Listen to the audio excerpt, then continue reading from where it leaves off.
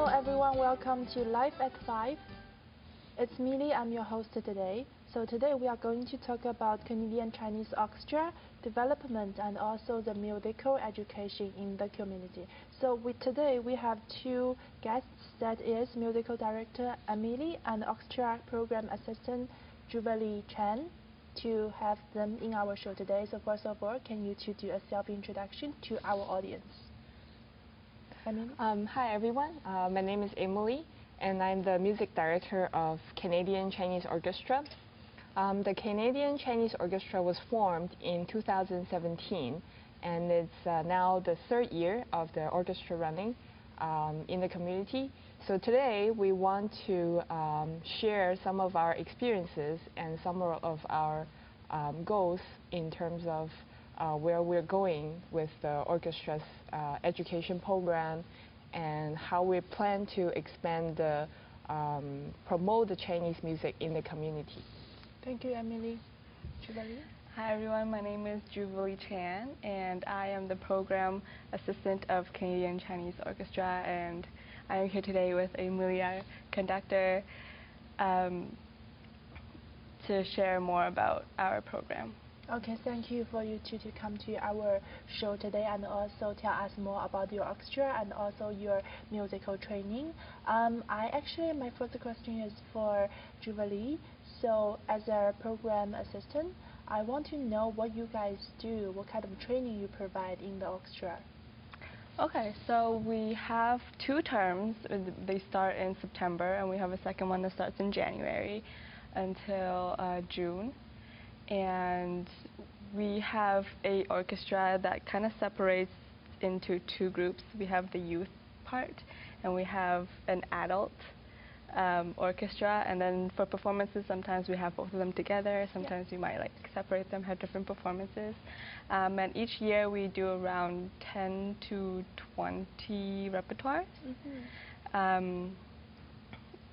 And we have all kinds of different instruments. We have like the erhu, we have the pipa. Everything that is Chinese performance. Yeah. Okay, that's pretty good. But I've also heard about, other than the experienced player, there are people that never played anything before, but they are very interested in Chinese musical instrument. So do you have any trainings or program for people like them? Yeah, we do actually. We have a scholarship program. It's for 2 instruments that people in general might not know so much about. Like people may know the erhu and pipa or like guzhang way more because you see that very often. But we have scholarship programs for these 2 instruments. One is the sona and one is the sheng, and it's a scholarship. You get up to $1,000 in scholarship tuition. It's for children from 8 to 17 years old. But if you're above 17 years old, you're also qualified and you could also apply for it.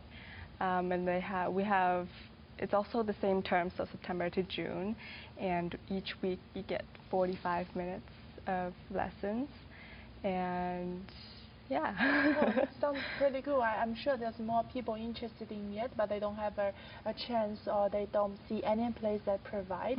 I'm glad that you have a place that can provide this kind of service or this kind of training or lessons. That is pretty good. Thank you, Jubilee. And also Emily, as a musical director, I know that your organization, your orchestra, has been very successful in performing like in many places. So can you tell us which places you have been performed? So for this past year, we have performed in Markham Theatre with the Canada One Family Network. They have annually they have a very big show, big Chinese concert that features some Chinese court music and ancient music. And through that we were their musical, all of the music were produced and performed by the Canadian Chinese Orchestra in the performance. And also last year we played in the Fichinoise.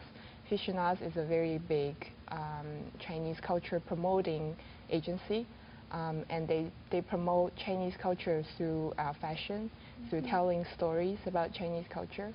And they hosted their event at the gallery Ontario Arts Gallery last year, and we were part of the event as well.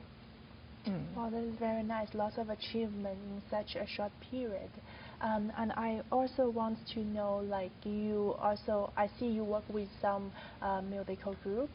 So how do your orchestra choose what kind of groups to work with? I think the most important thing in our direction right now is to find a common, we work with groups that have a common sense with us to promote Chinese culture and music. Yeah. And last year we worked with the Canadian Sinfonietta.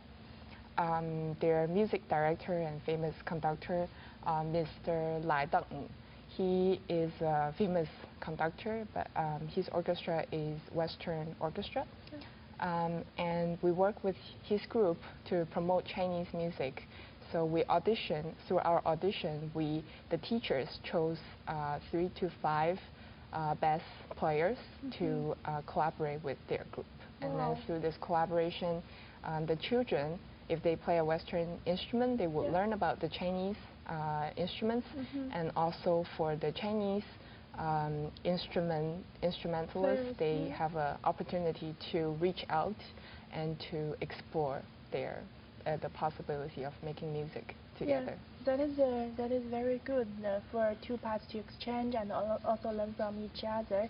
So I'm wondering, what is your goal to collaborate with either Western group or the other musical group?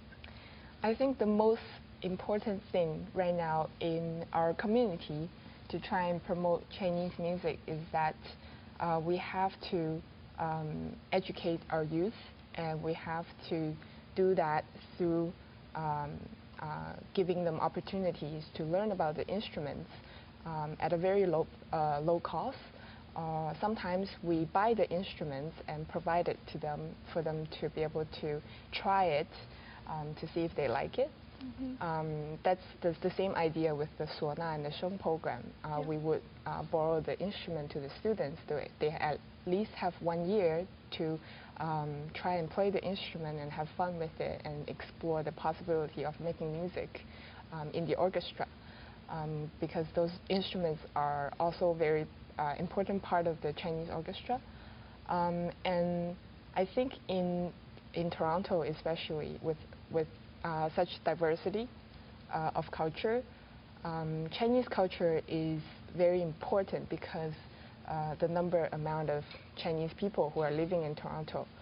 I think through learning Chinese music, we will be able to connect to our roots, and reimagine our lives living in China, or reconnect to our culture, to our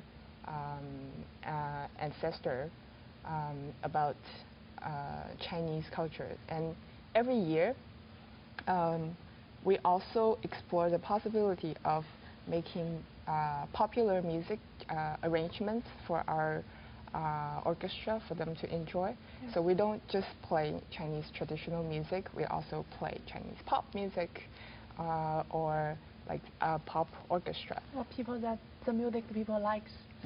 Yes. That is very nice. So play some music that people recognize would actually help them learn the instrument and learn about the Chinese culture, and they would be more interested in exploring the culture, the traditional Chinese music part. Yeah, thank you, Emily. So I know what you're trying to do is you're trying to promote the Chinese musical instrument and also promote the Chinese culture.